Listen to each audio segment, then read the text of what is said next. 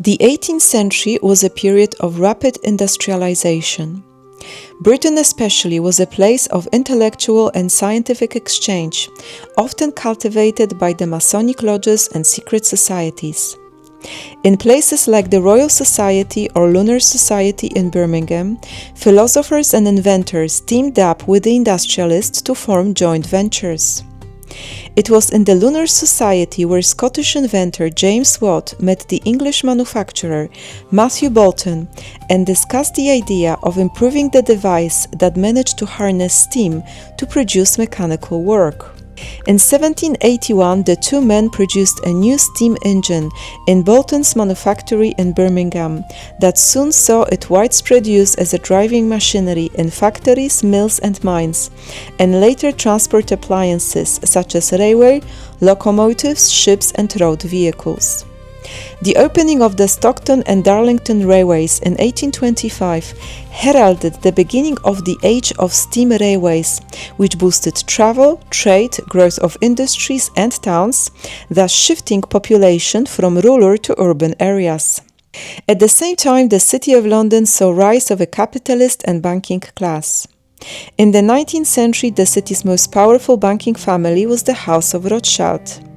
The Rothschild family originated in the Frankfurt ghetto, at the house which bore a small red shield, hence the name of the family, in German Rothschild. Since the Jews were prohibited from owning land or holding various occupations in Europe, they often engaged in goods trading and currency exchange. Mayer Amscher Rothschild secured an apprenticeship under Oppenheimer banking family, who succeeded in branching out from the Frankfurt ghetto to Vienna, Stuttgart, Bonn and Hanover. Since Oppenheimers had been court agents to the Austrian emperor, the Rothschild family came into direct contact with the privileged world of court agents. Mayer soon started to work for the German Prince of Hesse, who amassed great wealth by supplying Britain with Hessian soldiers for the American Revolutionary War. The British did not always pay in cash, but rather bills of exchange that had to be discounted.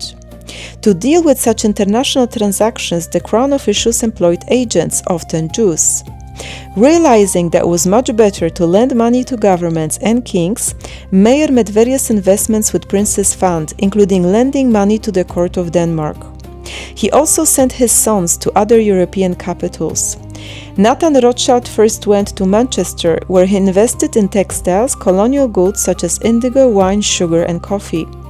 He then moved to London, where Moses Montefiore initiated him into the tricks of London trade and business. In due course, he set up a firm, N.M. Rothschild & Sons, at New Court in the City of London that was going to play a huge role in global geopolitics.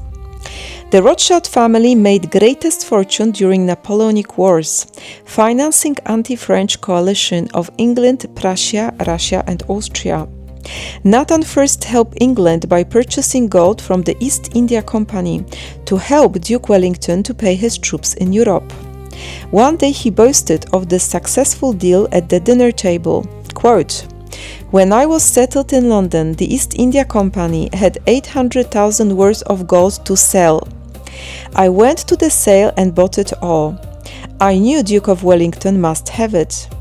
I had bought a great many of his bills at a discount. The government sent for me and said they must have it.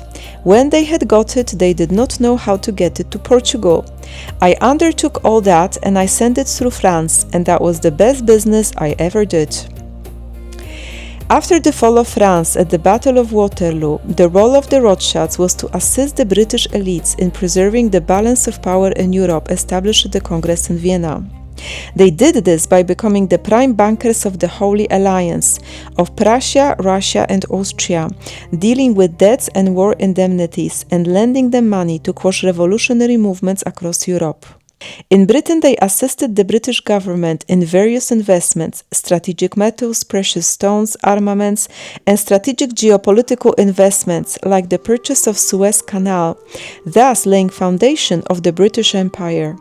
The family had offices in London, Paris, Frankfurt, Vienna and Napoli, becoming major advisors to the central banks of these European powers. To keep and expand their wealth, they married into other Jewish banking families, but also practiced inbreeding, including marriages between first cousins. Thus, through the combination of such factors as financial focus, collective cooperation, proximity to the royals and politicians, and close inbreeding, within few generations the Rothschilds amassed incredible wealth and power. They often financed both conflicting sides, hedging their bets. Being Jewish, they did not look favorably at Catholic Poland and financed its occupying powers, the Holy Alliance of Prussia, Russia and Austria, as part of post-Napoleonic deal established at the Congress in Vienna. The tight rule of the Holy Alliance and the rise of wealthy capitalist class boosted the emergence of nationalist and socialist ideology, which attracted all marginalized groups like workers, Jews and women. Socialist movement was particularly strong in France, having roots in the egalitarian slogans of the French Revolution. In 1840, Pierre-Joseph Proudhon, a French intellectual, published his major work, What is Property?, where he provided a radical critique of private property, arguing that this is the root cause of men's exploitation. The French ideas inspired other political thinkers. One of them was Karl Marx. Born in Trier, he came from a family with a long distinguished lineage of Jewish rabbis, albeit his father converted to Lutheranism to escape anti-Semitic laws. Marx studied at the University of Bonn and Berlin, where he absorbed the ideas of Georg Hegel. There were two main ideas in Hegel's philosophy: the glorification of state and dialectic.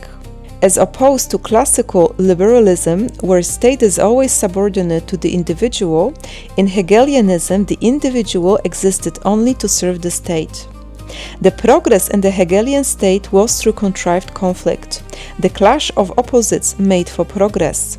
This was described as the three-step process: thesis, problem, antithesis, reaction, and synthesis, solution. Karl Marx adopted Hegel's dialectic method to criticize established society, preach about class conflict and revolution. In Paris, he met another socialist activist, Friedrich Engels, who showed him his recently published work, The Conditions of the Working Class in England, that focused on the detrimental effects that the Industrial Revolution had on living conditions of the working class in Britain. The exploitation of the workers led Marx to conceive of a historical dialectic in terms of class conflict and to see the modern working class as the most progressive force for revolution. After being expelled from Paris and Brussels for subversive activity, Marx moved to London, where he joined Engels and the Communist League, a group of German-born revolutionary socialists. Marx and Engels wrote the Declaration of League's Position, the Communist Manifesto, in which they propagated the overthrow of the bourgeoisie and the establishment of the rule of the working class, where society would be free of private property, social classes, religion, and nationality. Communist Manifesto was published in 1848 and its catchy slogan, "Workers of the World Unite," went viral, sparking socialist revolutions across Europe. Consequently, the second half of the 19th century, the Holy Alliance of Prussia, Austria and Russia started to crumble. Russia's growing ambitions in the Balkans and in the Far East prompted the Rothschilds to shift their support to the Ottoman Empire and Japan. Realizing that the revolutionary change was inevitable, they also lent support to socialist revolutionaries. It started with James Rothschild helping Alexander Herzen, the father of Russian socialism, to finance Proudhon's journal Voice of People. Herzen then moved to London and engaged in organizing First International Working Men's Association, becoming friends with Karl Marx, who was at the time in the process of writing his major work Das Kapital. The engagement of the Rothschild in the revolutionary movement in Russia had increased after the Paris House of Rothschild made investments in oil pipelines in Baku. In 1883, the Rothschild Bank formed the Caspian and Black Sea Petroleum Company, which became the region's second largest oil producer, among the dynamite manufacturers, the nobles. The Rothschilds had thus become interested in the deposition of the Russian Tsar, who additionally was becoming increasingly hostile towards the Jewish people. The increase of migration of the persecuted Jews from Russia and the rise of nationalism in Europe prompted the rise of Jewish nationalism, known as Zionism, from the Hebrew word Zion, a mount in Jerusalem. In 1862, Moses Hess, a socialist activist, published his work, Rome and Jerusalem, The Last National Question. Therein he argued that Jewish assimilation would not eradicate anti-Semitism in Europe, that the Germans would not be tolerant to national aspirations of others, and would be particularly intolerant to the Jews. Thus he called for the establishment of the Jewish Socialist Commonwealth in Palestine. Concurrently in Vienna, a Jewish journalist, Theodor Herzl, published a pamphlet called The Jewish State, advocating the creation of the Jewish state in Palestine at the First World Zionist Organization in Basel, Switzerland, 1897. Soon thereafter, Jewish Colonial Trust was incorporated in London, an Anglo-Palestine bank as subsidiary. Initially, the London House of Rothschild was not interested in the project. However, the French branch would assist, with Baron Edmond de Rothschild establishing first colonies in Ottoman-controlled Palestine. He admitted he treated it as a social laboratory experiment. In Poland, Polish patriots were divided, like the Polish flag, into two camps. There were the militant nationalists led by Roman Dmowski under slogan Poland for the Poles. They viewed Germany as the major threat, as well as the existence of other minorities in Poland, especially Jews.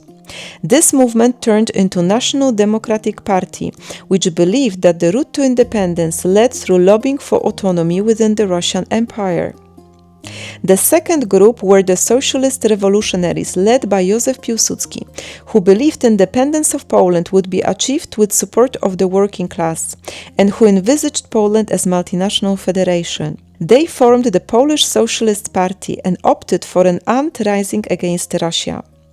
In 1902, Piłsudski moved his base of operation to Krakow and Galicia region, which, being under the Austro-Hungarian rule, gave him much more operational freedom. Another activist connected to Krakow and commemorated by a large plaque near the main market square was Josef Retinger, and he chose a much different way. His father was of German heritage, and his family produced a number of scholars connected with the Jagiellonian University in Krakow. Josef Retinger spent his teenage years in Poland and found life went on without excitement of international activities as in England, the United States or France, without pride in the present or hope in the future. He once exclaimed in school, "I wish Poland would soon be free again, so I would not have to be a damn patriot." Retinger subsequently went to Paris and graduated from École des Sciences Politiques, an incubator of political agents. Afterwards, he was sent to London as a representative of Polish parties. After meeting prominent leaders of the Zionist movement, Chaim Weizmann and Władimir Jabotyński, Retinger realized that lobbying for Poland was a futile effort. He thus aborted the Polish cause and became a secret agent of the communist and Zionist agenda.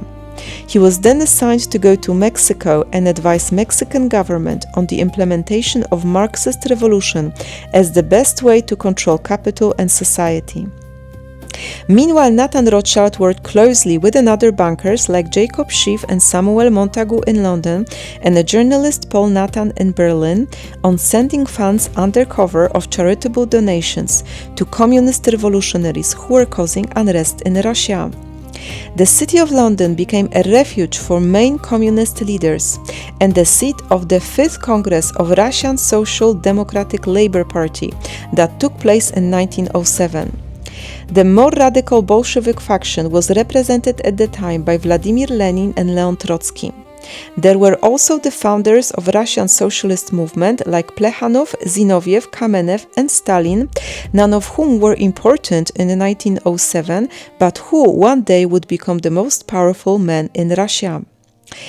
How did the geopolitical situation change in the 20th century, enabling Poland to regain independence in 1918?